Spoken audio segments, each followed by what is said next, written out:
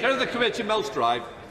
Mr. Speaker, there has naturally been criticism of the Bank of England given the level of inflation and their inflation target.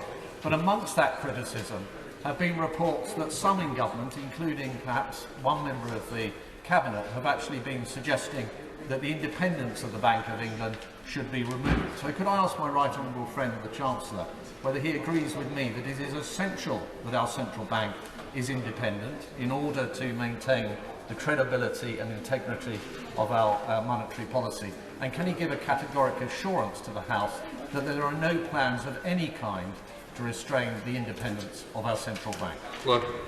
Can I thank my honourable friend and chair of the Select Committee for his important intervention. I agree with him wholeheartedly, and whilst we do face challenges at the moment, the record of 25 years of central bank independence speaks for itself, with an average inflation rate of exactly 2%, and I know all colleagues will want to make sure that we return to that as swiftly as possible, and I can assure him that is both my and the Governor's ambition.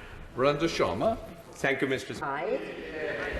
Madam Deputy Speaker, and I rise to very much welcome this debate. It does indeed address one of the great challenges of our time, the cost of living.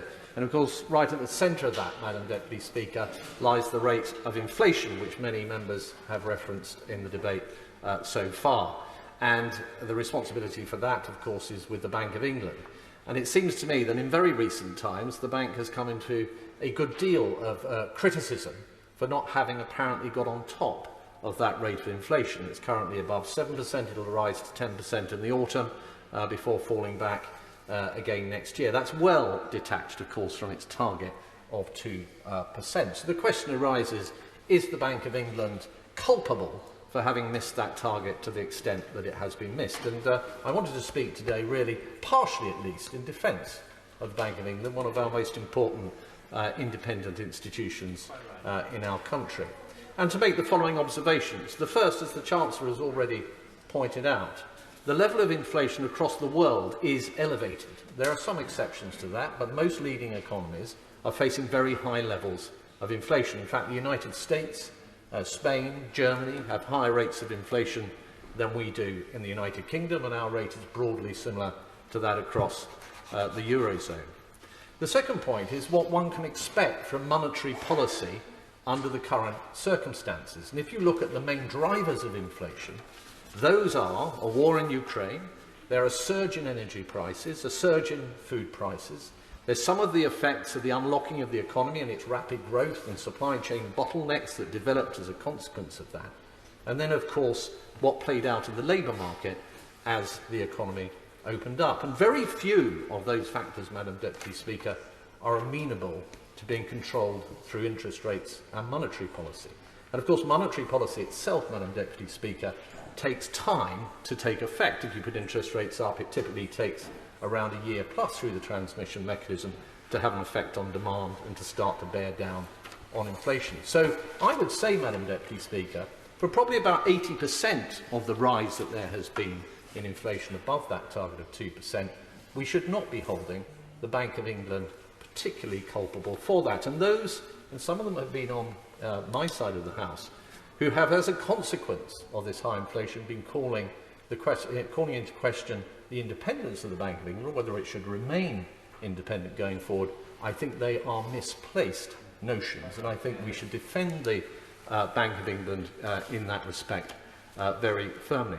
There is one area, perhaps the other 20% of the growth in inflation, where I think the bank perhaps is at least partially culpable, and that is what has happened in the labour market. The bank was very slow to establish the fact that the market was getting overheated. What appeared to be isolated areas, such as amongst HGV drivers and other pools of labour within the labour market, soon has spilled over into a more general price increase across labour. And the danger here now is a wage price spiral in which we see wages chasing prices and in turn driving up wages still further. And there is a real danger now that we're in a position where future expectations of inflation have become substantially de-anchored from that 2%. And that will be a challenge looking to the more medium and longer term. But overall, Madam Deputy Speaker, I wanted to make this contribution because I think it is extremely important that when it comes to the Bank of England, we have confidence in that institution, imperfect though it is, and even though it is presiding over a situation in which there are very high levels of price increases. I give way to the Honourable. I'm very grateful to him for giving way, and I agree with him about the independence of the Bank of England. At the liaison committee in March, the Right Honourable Gentleman suggested to the Prime Minister there should be a one-off uprating of benefits, given that inflation is so much higher than the 3.1% by which uprating was applied. I agree with him about that, and I wonder if he stands by that suggestion that he made at that meeting. Well, I thank the Honourable Gentleman very much indeed for that intervention, and I do indeed stand by that. I still believe that in a relatively fiscally neutral manner, that would not, across the period of the OBR forecast, require a fiscal loosening, it is possible to smooth the way in which benefits are indexed. And it seems to me to be particularly regrettable that these benefits, universal credit for example, as we know, tagged to 3.1% increase going back to what inflation was in September, we're now facing 8, 9, 10+% inflation.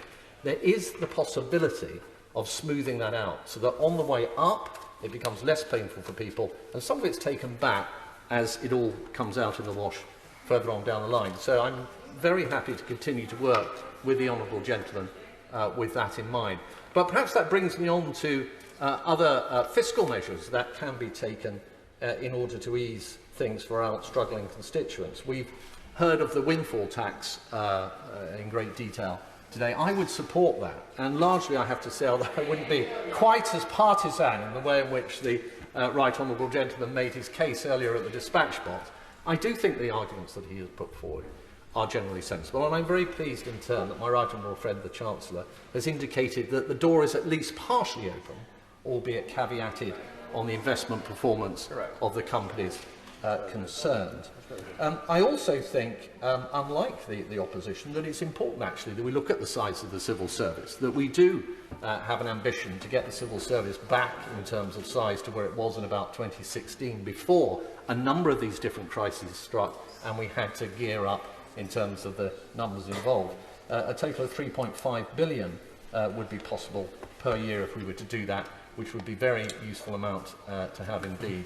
I'm sorry, Madam Deputy Speaker, I've completely run out of time. I had much to say, as I know many others will, but thank you. DWP Select Committee, Stephen Timms.